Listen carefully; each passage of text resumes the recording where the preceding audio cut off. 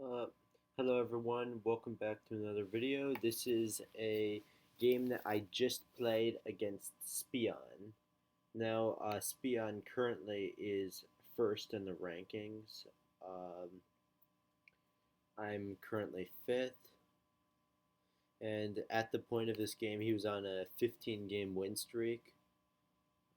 So, this is just a pretty unpredictable setup I throw together from time to time. With I like it quite a bit. It has some attacking capabilities on this side of the board. Any attack on this side of the board will go dead, which I like. So it's very good if my opponent starts advancing on this side of the board. Uh, the center is well guarded, but the only real side you can make much progress on is ironically the Marshall side. Because you trade off marshals, this is all going to be exposed. So, alright, let's get into the game. Alright, so let's go. Okay, scouts here. I'd like to use this as like a marshal blitz sort of set. Okay, and we find a major in the center.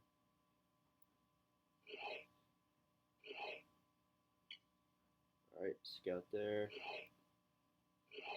I could have two squared this with the general, but I decided not to because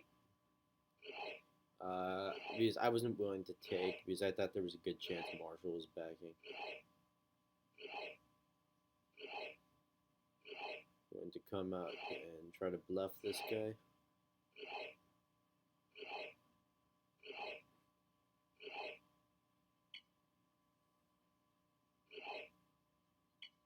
Okay, we find his Marshall there. He's very aggressive with his Marshall. I was even thinking he might take this. He makes a very okay. He makes an extreme. This is kind of the theme of the game. He is exceptional with his reads. He can read pretty much anything. So this is just the first example of many where he's in. He makes a big right decision, which allows this game to be prolonged, even though it would have, if he guessed wrong, very likely ended uh, in horrific fashion. Because if that's my Marshall, you're not doing too well. I guess this Marshall Lottos maybe gets something, but down in general, you're probably not going to win. So that was the first major risk he took based off his intuition. I'm not saying I'm not saying he's a bingo guesser or anything like that. Um, I'm simply saying this is how he plays off his reads. So all right, now I scout here. So I'm going to get a captain. So that's very good. I'm going to be up that.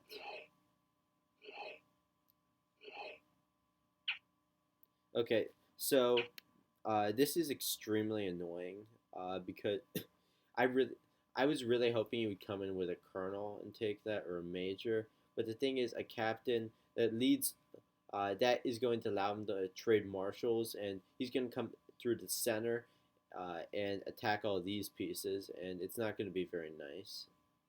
Uh, so, uh, so yeah, I was considering going major takes and then going back, but I feel like he just takes it with the marshal. Maybe I could come forward, but he scouts it, and then I'm just out of attack, and I've just given him a major. So I didn't. I decided to just take it with the marshal and um, swallow any attack he would. This is this is the annoying thing about this back row colonel. The reason I really don't like to play this very often is because if you get into a trade game like this kernel is not going to be where it needs to be. The kernel needs to be here or one of these spots. It can't be in the back row during a trade game, and it looks really bad trying to get it out. It makes it super obvious. And yeah, okay, so now I offer martial trade. Now okay, so I have to get this kernel into the center. I don't think this is a bomb. Uh, so I'm willing to accept that I lose if it's a bomb, but I need to get the kernel into the center. There's no way I can win without the kernel in the center. So he moves that. He takes, trades, forced to let him have that. And I lotto this. Come over. And we're trading kernels. Alright, so he takes that. I run away at the major because I don't want him lottoing that.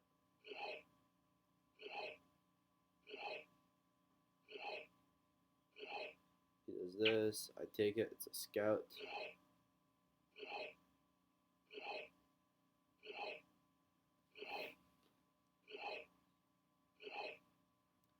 Takes by.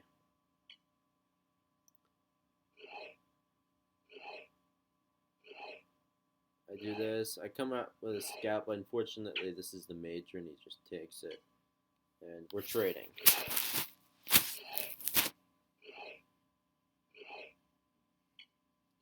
Now, I know he doesn't really like open flags, so I'm going to try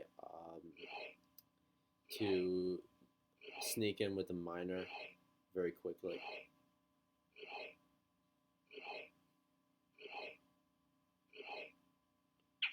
And takes, and we find a sergeant, which stinks. Now I'm going to try it, maybe see if he'll let me through and take a shot at this piece, but instead we're just trading minors. Okay, this is boring. How do these controls work?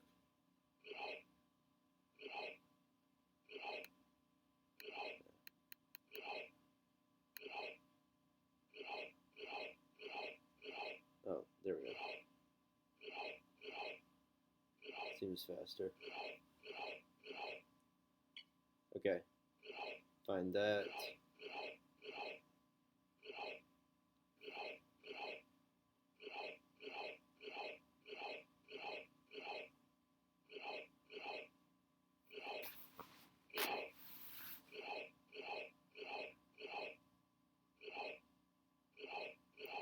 Now that was another one of those major risky moments that I was talking about. If he loses that major, he's down 2 pieces. But because he thought if I asked him, I'm sure he would have had some sort of good reason why he didn't think this was my kernel. But he decides to take this, taking a major risk, and it pays off for him.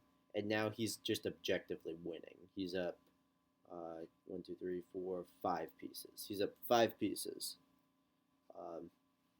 Yeah, so I need to do something if I'm gonna have a shot. Okay, so I take that, so I'm down 4 pieces now. But now I'm in a bit of a predicament over here because I don't want him to be able to trap this captain. So I'm going to bluff this is my kernel. And the thing is, if he doesn't buy it, I'm screwed. So, yeah, hopefully he does. Okay, he hits that. So now I'm only down 3 pieces, so that's not too bad. And now I'm selling hard on this as my kernel. If he calls this, it would suck. Okay, so he's making it obvious to me this is a captain. Now I'm coming up with my back row kernel to try to fool him, and maybe he'll just leave it there.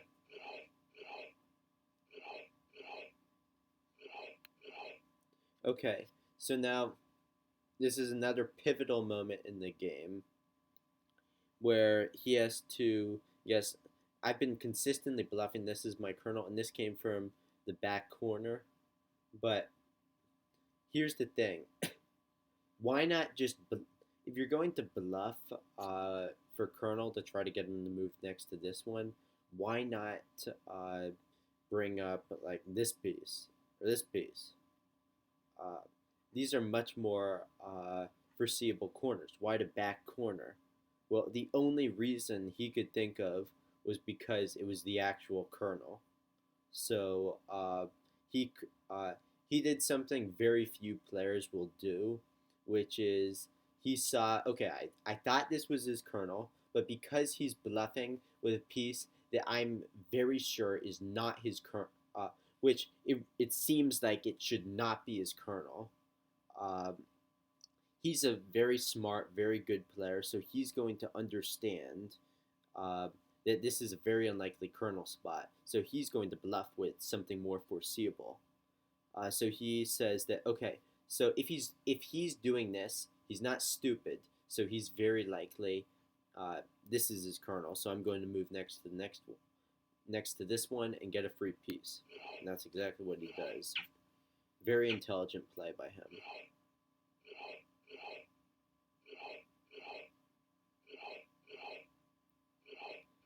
And now this Colonel is extremely obvious, so I'm not even bluffing anything anymore.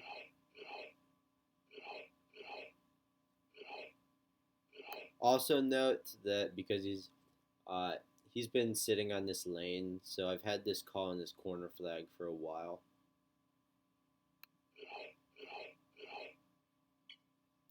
We trade.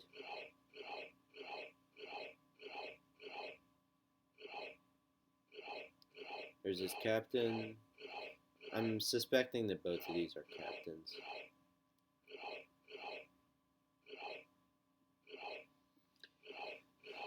And now we're going to be shuffling for a while.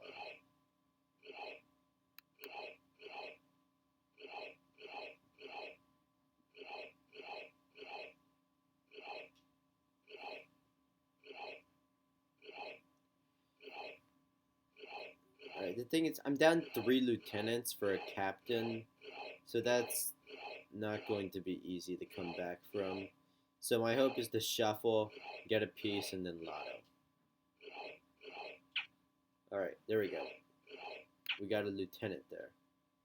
And now I'm going to take this. I need my miners, and I need to get rid of this, so I'm going to take this with the sergeant instead of with the miner. There we go.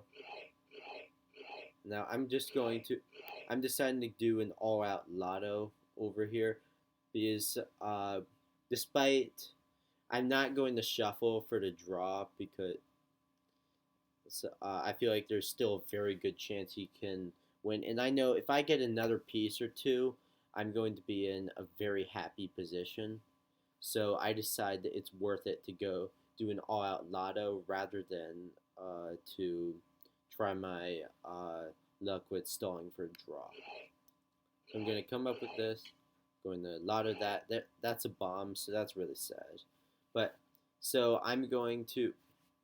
I'm thinking that this is. I've called that one of these two is a bomb. I don't know which one, but I'm deciding one of these two is a bomb. So that's 1, 2 for his corner flag, 3, 4, and then this just doesn't seem like a logical bomb to me. He can't move it away because I just do this and then I get one of these. But so he moves the major down. I take it. I take here.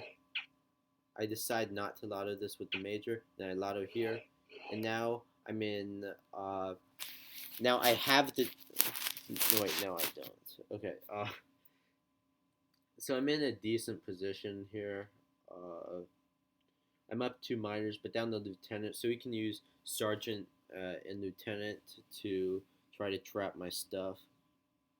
So I don't like that very much. He's evacuating this piece.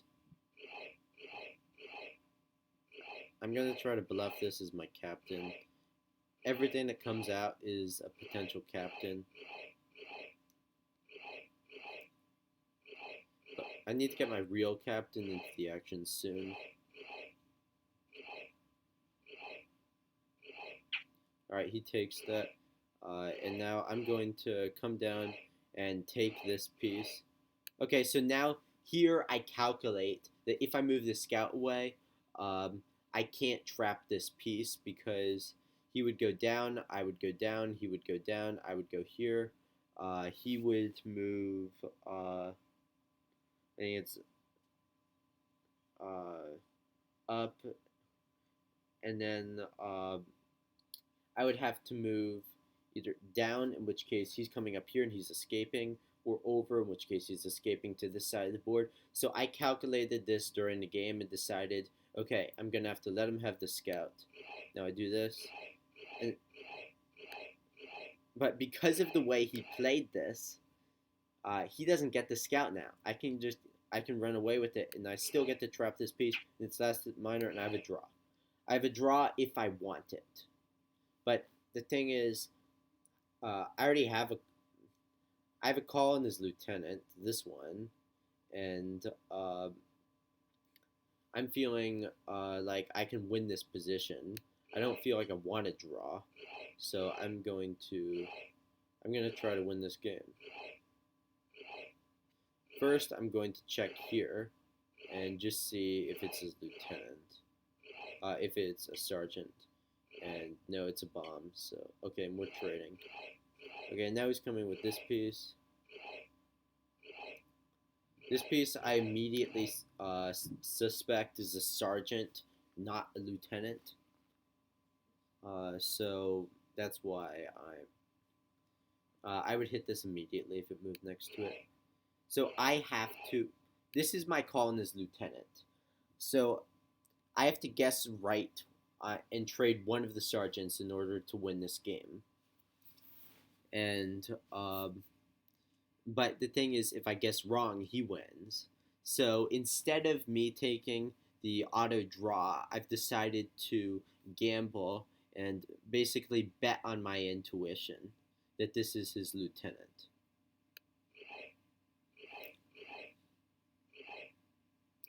And now he threatens here. I move back because I'm still thinking, okay, this is my suspected lieutenant. Up, trades, game over.